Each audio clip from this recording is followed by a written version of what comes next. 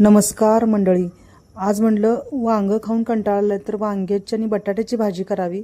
तर एक बटाटा आणि एक वांगं सरासर चिरून घेतलं, ते पाण्यात घालून ठेवलं आणि एका कढईमध्ये 2 चमचे तेल घातलं, त्यात अर्धा चमचा जिरे, अर्धा चमचे धने घातले। त्यानंतर अर्धा चिरलेला बारीक कांदा घातला, टोमॅटो घातला बारीक चिरलेला। त्यानंतर सर्व मिक्स केल्यानंतर कांदा लसूण मसाला 4 चमचे घातले, मीठ चवीनुसार घातलं, धने जिरे पूड घातली आणि वांगे आणि बटाटे घातले। त्यानंतर त्यात किचन किंग मसाला घातला आणि ते शिजत ठेवले। शिजल्यानंतर त्यात 1 चमचा शेंगदाणा कूट घातला, कोथिंबीर घातली आणि आपली वांग्याची भाजी तयार झाली 15 मिनिटात। त्यानंतर फुलके तयार करायला घेतले, फुलके झाले आणि वरण भात केले। आमचे ताटाच तयार झाले। तर या जेवायला आणि जाता जाता लाईक सबस्क्राईब करायला विसरू नका। धन्यवाद।